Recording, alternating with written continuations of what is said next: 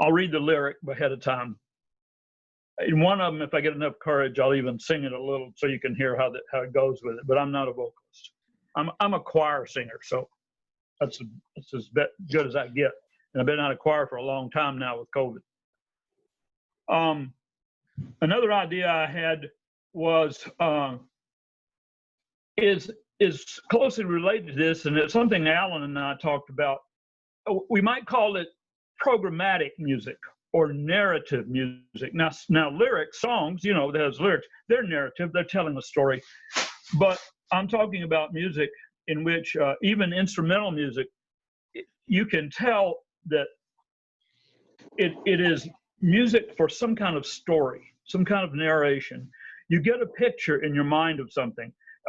Maybe the title suggests the picture or the essence of what the music is trying to convey. Sometimes it can be a bit nebulous, leaving you a lot of room to think about it. Sometimes it's more exact. Sometimes it's often, and some of the music then would come from films, and some of it would come from theater, or various other sources that is just simply meant to be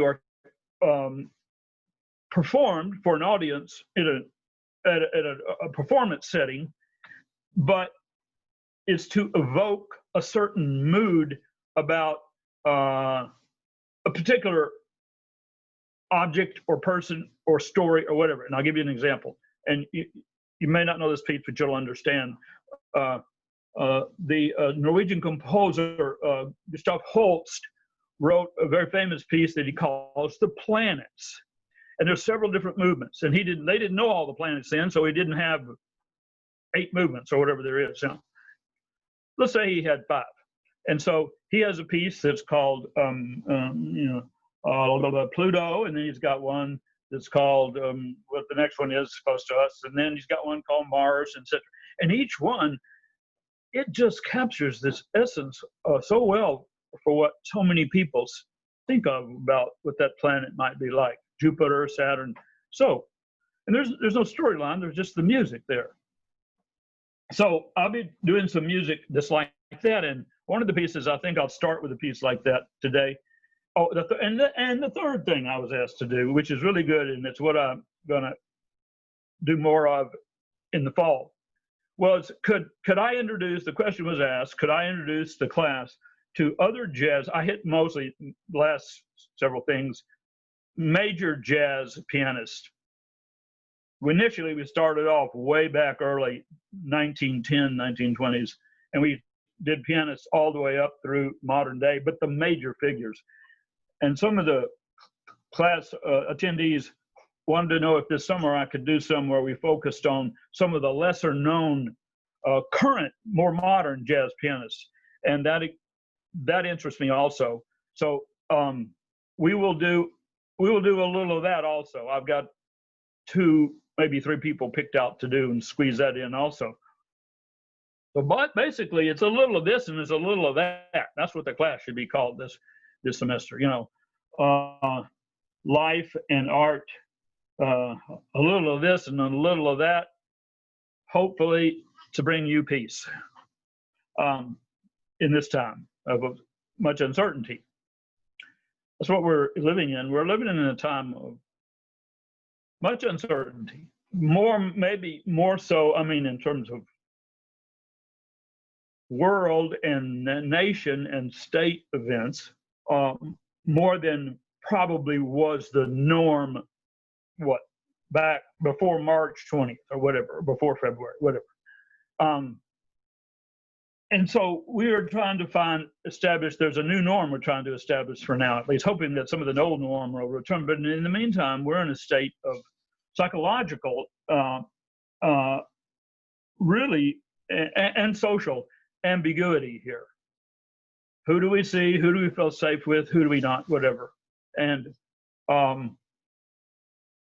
COVID has affected, as you know, persons, families, businesses, individuals, as well as all social groups. It's had some significant effect on them, of which we tend to think of as mostly negative. But as we've seen, there have been positives that come out of this too, in the social setting way. But I think there are positives to be gained in the fact that we now have to we limit ourselves to fewer people that we can make contact with, and humans are made for relationship. There's no question about that. So that's important to us. But also, hopefully, in these times of COVID, you're finding some peace and some enjoyment in just times of being alone and being quiet, and finding the center of yourself there. And so, because when I get the time, I'm very busy, but when I get the time, I do that too. I'm a Christian. I enjoy meditation, quiet, listening prayer. It keeps me grounded. So we're looking for things that kind of keep us grounded. So I'm sort of looking for music that might help in that way, coming from a variety of sources. All right, let me stop talking and tell you that so the first piece is going to hit two of those areas. It's going to be by a lesser known pianist who should be much wider known.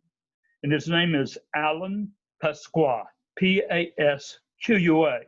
And he lives in California, and he teaches at University of California, one of the campuses I don't know, in the music department.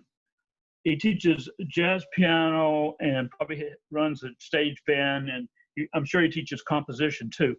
You can go on YouTube and check him out. It's great. He writes wonderful, beautiful pieces, and he's a fabulous player, Alan Pasqua. And so here's a piece of his that's called Barcelona. So there you got that in your head, Barcelona, Spain city. So I don't know what about it he thinks of that way. And when you hear it, and I only have the version I have is with a rhythm section, but I'm gonna play a solo piano version. It'll capture some of what happens in the rhythm section too. But I think if you were to YouTube it on online, Alan Pasqua, Barcelona, and hear him playing with his bass player and drummer, it may come across probably even more with the flavor of something, that reason he picked Barcelona for that title. We don't know if he started with the music and then titled it, or had the title in mind, and often it works both ways.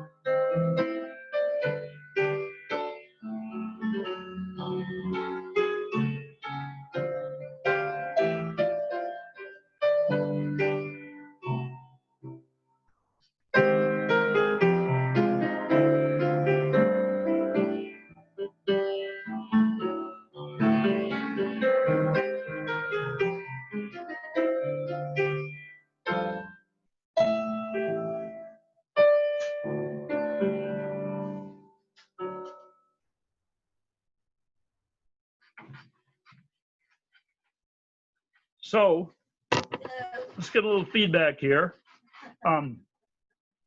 Barcelona, piece by Alan Pasqua.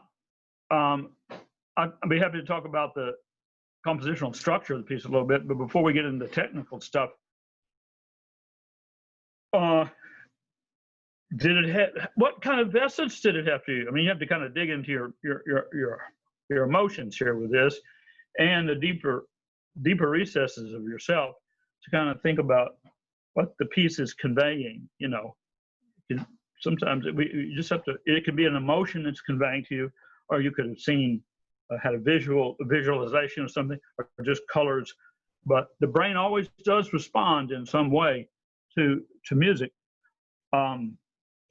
In some way, in addition to just the vibrations coming into the ear and then making signals in the brain, they go places depending on the personality and your background. They're transformed into other aspects of reality, and it varies from person to person. And sometimes we're not even in touch with that. But that's part of what this class is intended to sort of do. All right, who would like to just jump in here? We're all friends. There are no wrong answers. I'll tell you that. Or if there are, then every answer we give is a wrong answer. But there are no wrong answers. I learned so much from you. Anybody want to jump in first and say anything about it? If you do, just unmute your mic and speak up, because I can't see everybody at the same time. I'll speak up for an example. I hear music in rhythmic and a melodic sequence, and I heard both on this. Denny, I'm going to have you say that again for me, if you would, please. I say I hear music in a rhythmic and a melodic combination sometimes, but other combinations I only hear one or the other. I heard both in his composition at the same time. It appealed to me in the way he structured it. Yeah, you're okay. The rhythm and the melody was what was appealing, really grabbing you. Yeah, yeah. Go ahead and say a little more about either one of those. Just whatever kind of comes to you. Don't just let it come. Well, I'm 88 years old, so the old music appeals to me more than the new. But I'm open to the new music and to new instrumentalists and new composers. So this is a new name to me. I'm going to start from what you're telling me, and I will go to YouTube and hear the presentation from his own group. But some of the modern music is just, to me, all rhythm and sound. There is so little melody involved in it. I lose the appeal of what they're trying to say on the front end. Yes. Right. I'm with you there too. And so you gravitate toward music that really has a melody that you can follow. Yes. And for you, being a lover of the older standards, that needs to be somewhat of a melody that's actually probably singable. Not that you could sing it or whatever, but it has a lyrical quality to it in some way. And it seems to be, and you can hear organization in it in some way. Just to jump off the cliff, when I was a younger guy, I played in the college dance band, big band music. Stan Kenton was one of my favorites because he had so many distinctly different instrumentalists that were very accomplished in their musical talent. But sometimes when he put it together, he went way off the edge. It got louder and louder, and it lost the substance of the melody and the rhythmic and the composite appearance of music. I guess that's what I'm trying to think through. Yeah. So did he lose you at that point when he started venturing out that way? Not for very long. Oh, okay. Well, there's another person in our class, maybe several, who also are Stan Kenton and fans of those bands that came after World War II that were much more concert kind of jazz bands, and so they could explore lots of harmonies and different rhythms because they weren't for dancing. Stan Kenton being one, but one of the persons in this class is Alan Bell, and Alan's also a big fan of Stan Kenton, and I'm sure Alan will be speaking up too, and y'all can, maybe y'all hook up or something. Who else who wants to speak up? I want to just follow that gentleman because he brought something to my mind. I recorded on AETN a Stan Kenton video that was a 30-minute video of his 1941 band. And he played all dance music. He started out commercially as a dance band guy, playing in big dance halls. And he would be unrecognizable by what he started out playing. Yeah. Well, that's where the money was, you know. That's most of those guys do start off in some kind of, I mean, the older ones, they start off playing in a dance band because that's where you get paid. Jeanette, did you want to say something? I saw you start to, I thought. Unmute your mic, please, dear.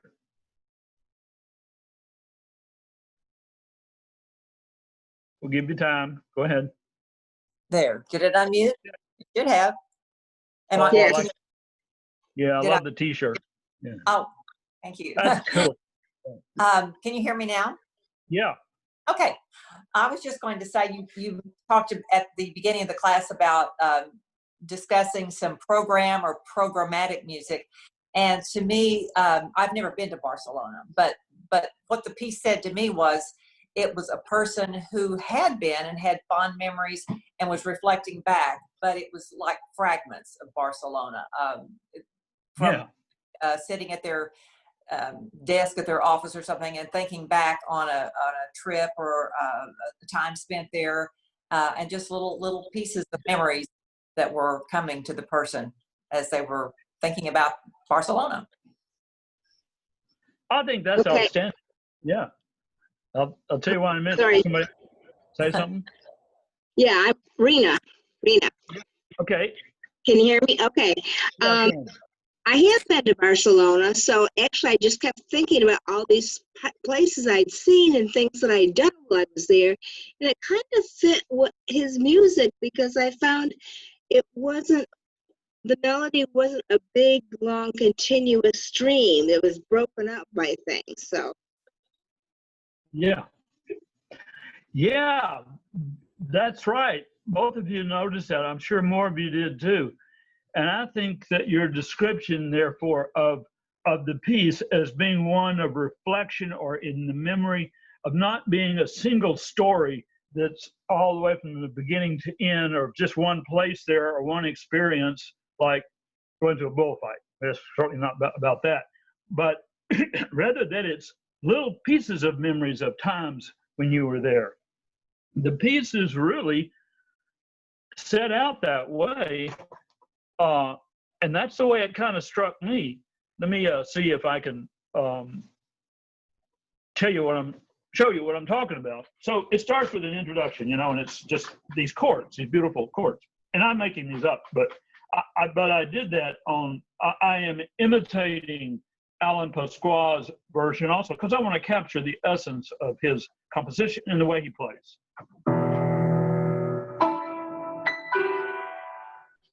Really bright chords in the upper register, and you pause, let that take in that nuance.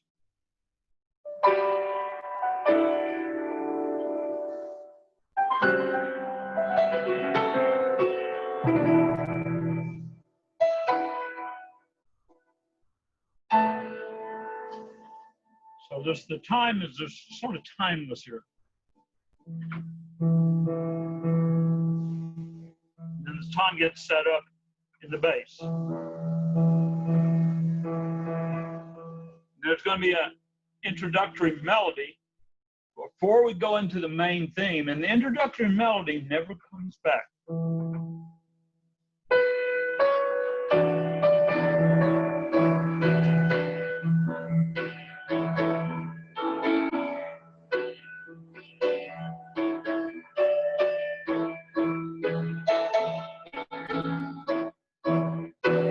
Then the melody.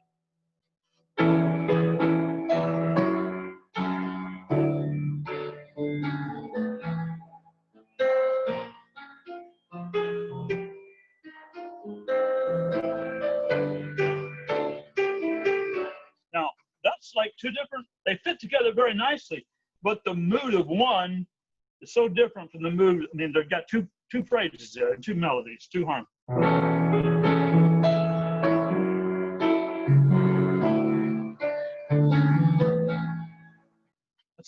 Then it sort of, then it suddenly were minor with a different melody, but rhythms that are similar. Another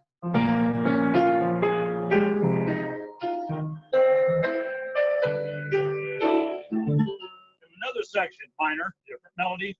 Again, he uses a lot of these upbeat rhythms and the harmonies that tend to move very quickly.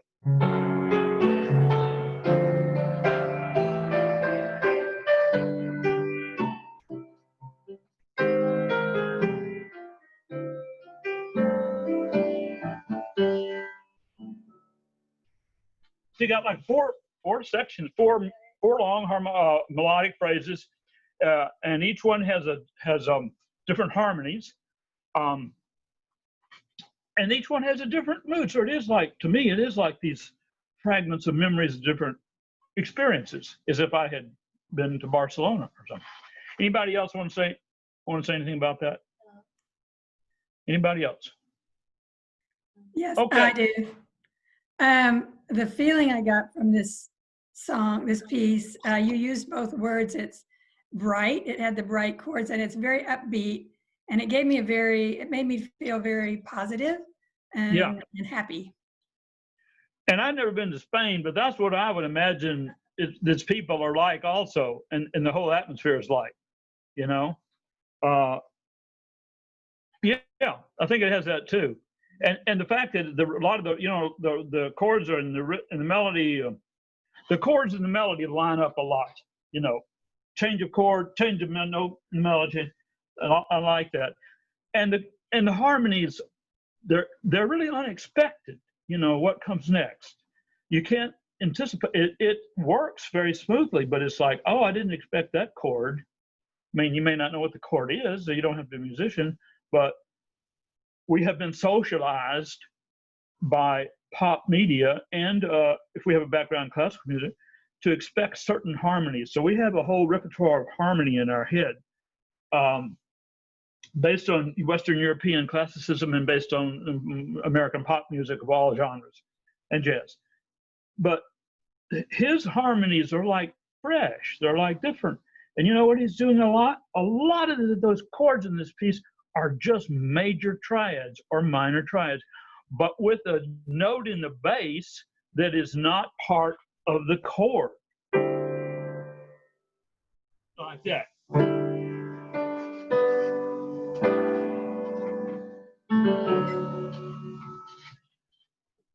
And very, very simple actually when you go to analyze it, but they come quickly.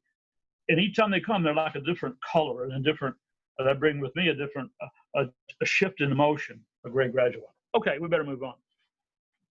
Okay, two more pieces. The second piece is going to be a piece of mine, and it's definitely meant to set a certain mood.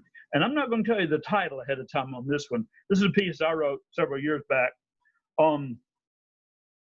And I probably only have time to play it through one time and maybe improvise a little bit on it and then bring it to a close.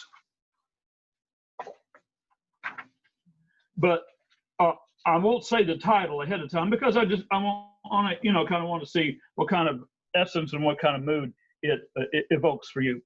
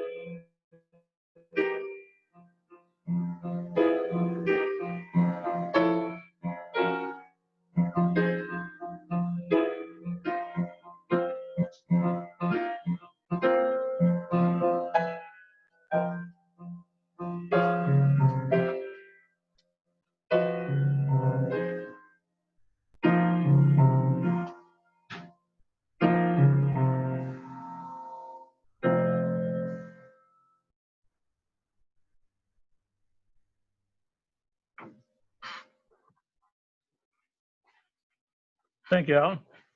Thank you, those who are applauding. Appreciate that. All right, just going to jump in here. I'm not going to say anything more about it until some of you do.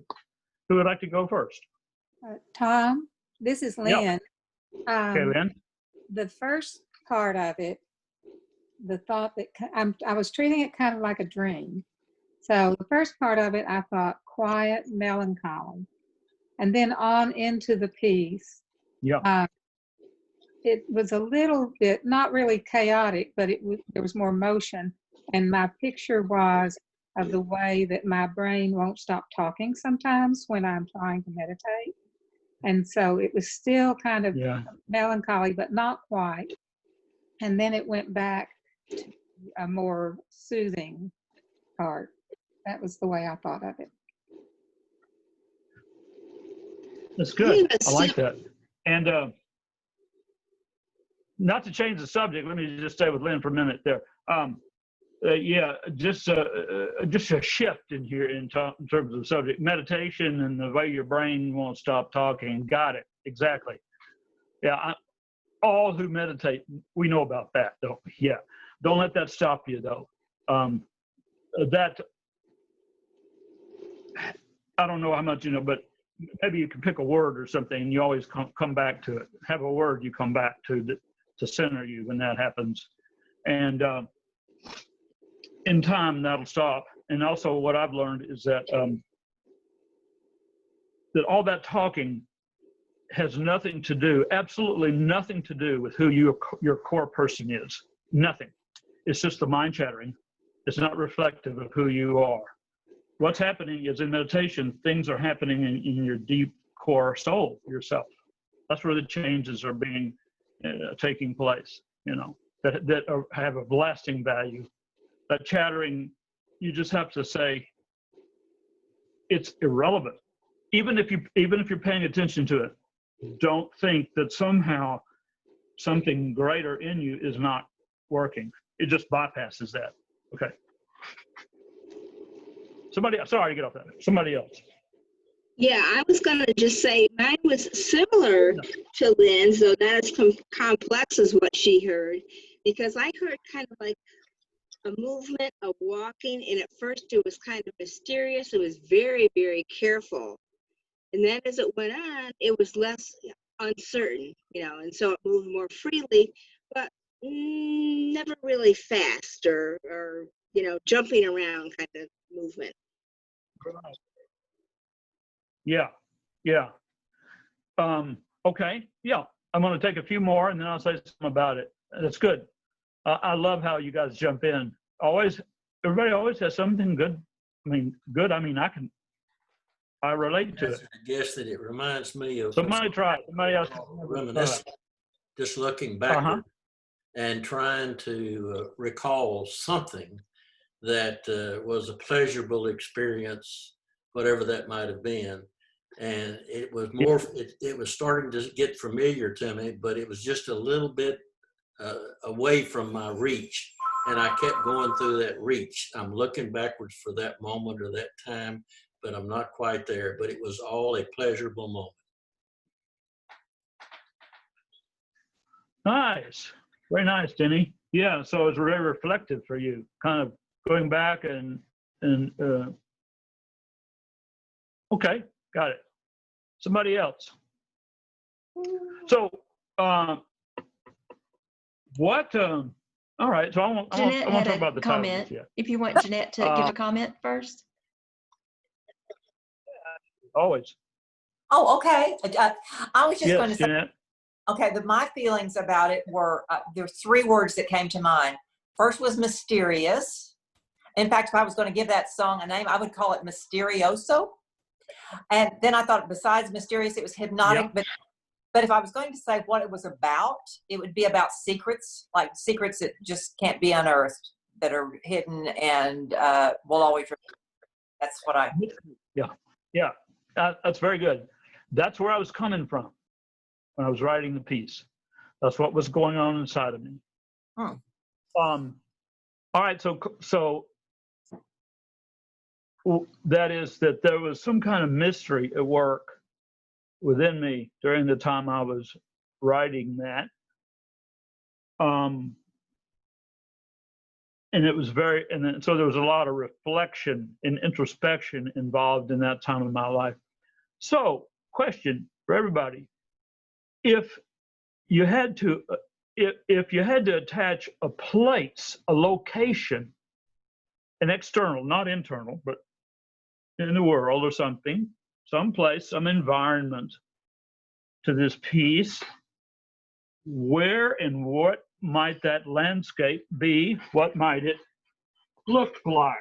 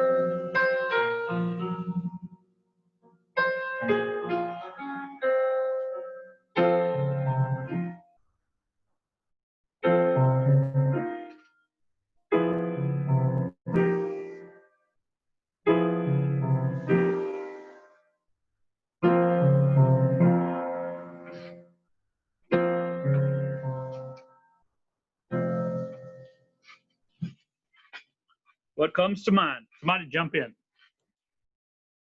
I'm going to throw my 2 cents in. This is Gina. Yeah, Gina. It feels kind of like I'm strolling through a graveyard at first on a dreary day. And maybe I'm walking around and I'm thinking about people in my past. And then it also kind of strikes me as maybe like a Jane Eyre old novel that's been brought to life. And I start to see that sort of dark stormy stuff going on. And I don't know, it just kind of moves through those sort of scenes for me. But it's good. You're very close. That's very close to what as I was writing the piece, what kept coming to my mind, the landscape that sort of kept coming to my mind. So with Jane Eyre, you're kind of close in terms of setting and all that. Anybody else? If you, it's not that you're what I am, but just you. Go ahead. Tom, Yes.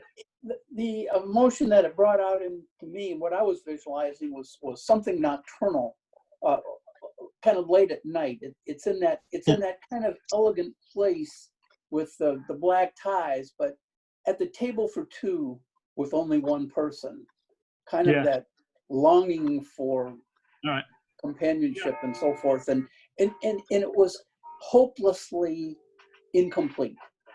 Yes. Yeah. Okay. The title. I thought of A Melancholy Night when Melancholy Night. Yeah. All of what you're saying fits with the landscape that I envisioned, and it did at the time and still do. The title of the piece is The Moor, M-O-O-R, The Moor. So if you know what a moor is, so it's a very solitary place. And of course, the way I'm seeing it also is in the day, but where there's heavy clouds and low light, and I'm there all by myself, and I'm walking out in that, trying to avoid the most marshy places. And there are those plants that are close to the ground that are so typical of the moor. You know, I'm thinking England here, picturing the moors there. And had there nothing, you can't build, humans can't build anything out there, partly because they've become national, parks and stuff off limits, but of course because the ground isn't solid, and they're very isolated places, and they have real interesting plants and things, and creatures that live out there that are really at home in that environment. But that we don't see anywhere else other than in that kind of environment with all those elements in place, with such moisture, cold, and even year-round, doesn't get too warm. So it's sort of, I'm there, I'm alone, and I have the sense that there are many other things out here that are living, but I won't see them. I don't know what they are. And the sense too that there's a longing. I'm looking for something, but the looking is internal. I'm searching for something out there, and I'm in a lonely time of that search.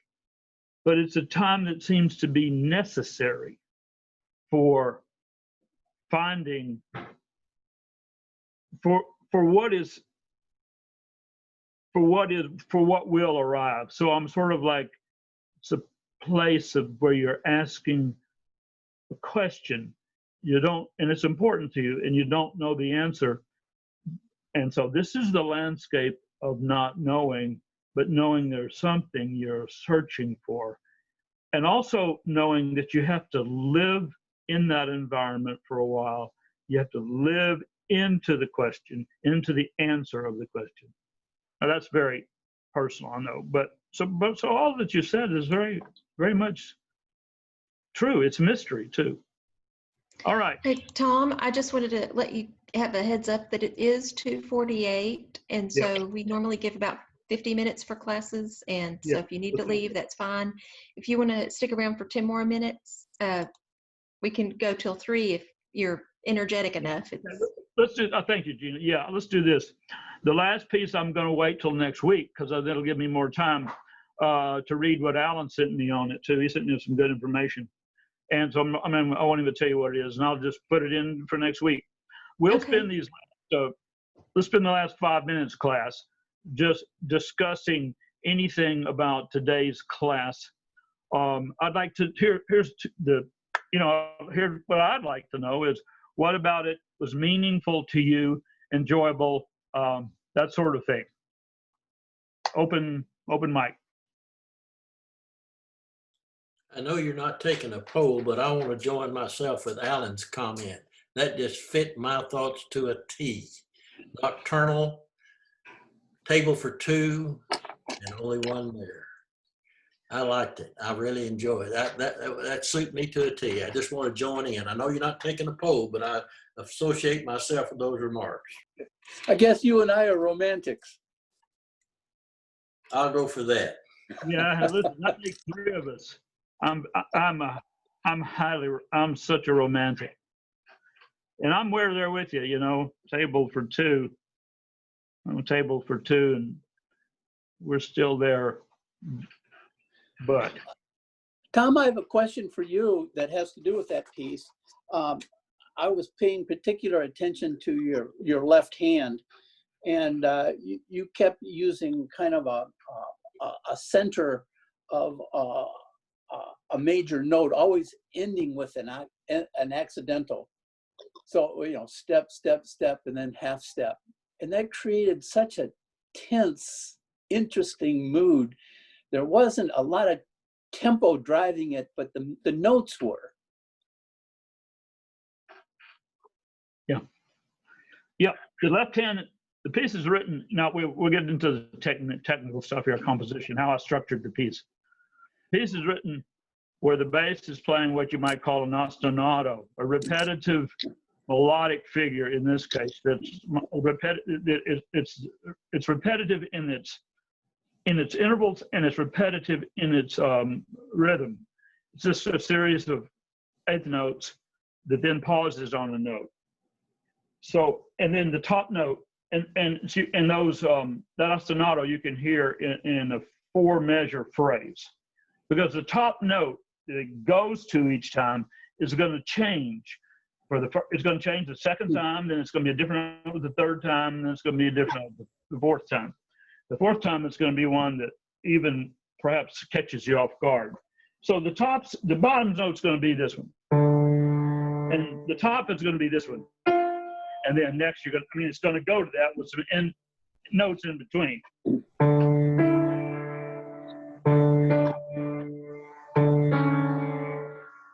Then I do it again, and then I'll do the fill-in notes in a minute, and then I just move the whole thing down a half step. And then I move the whole thing down a minor third. Keep it fresh. So it's not just a half step again. That would be, you'd kind of go, oh, I've heard that.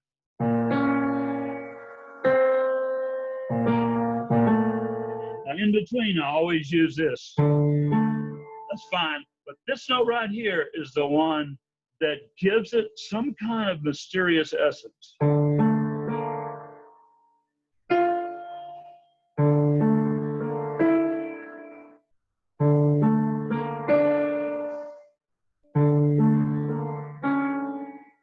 Now, the nice thing about this progression for me is I can take a note in it, there are 2 notes in this progression, and they become notes that are found in the same progression where I now move it down a half step. That note and this note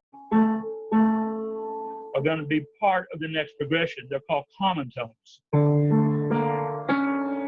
Now listen. See? So I've held, that's the real common tone, but I'm going to come back to that.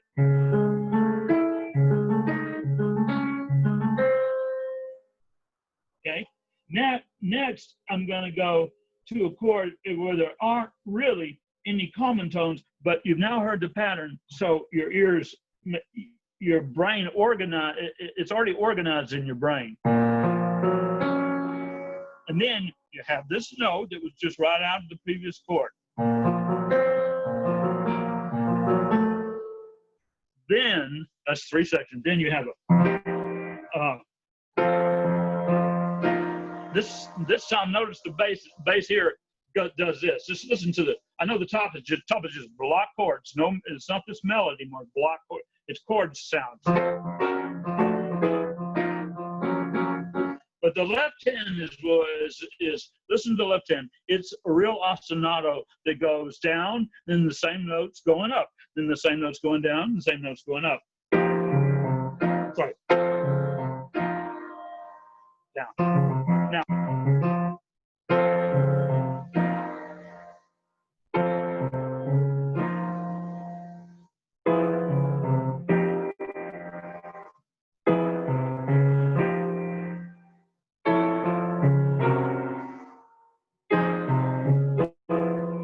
Consonant chords, and then ones that are not, you know.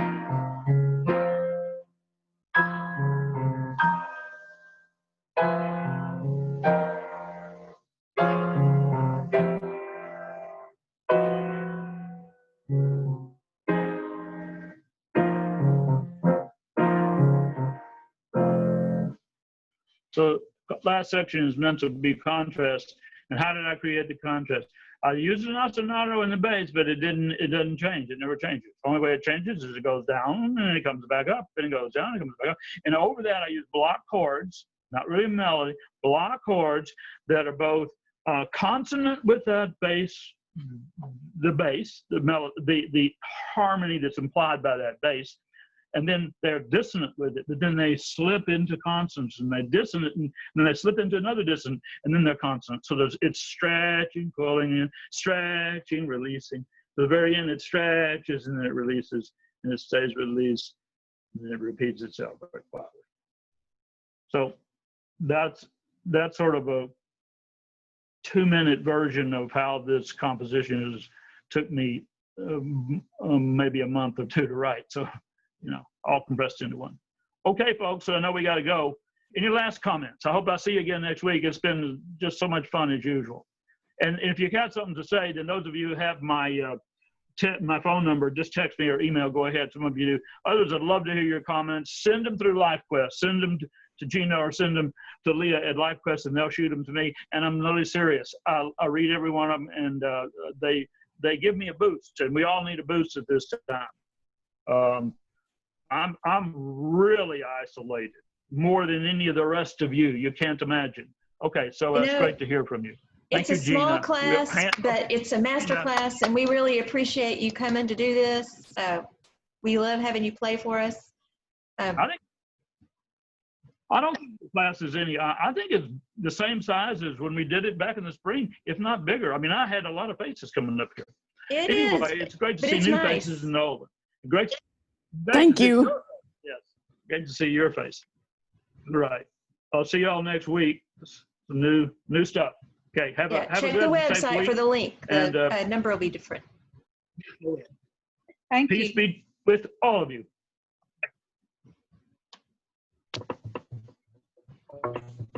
Peace be with you all. Bye-bye.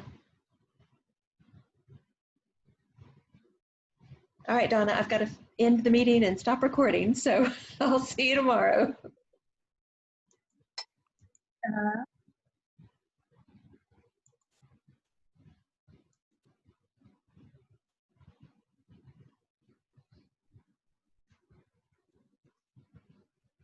I didn't do it. I thought I did.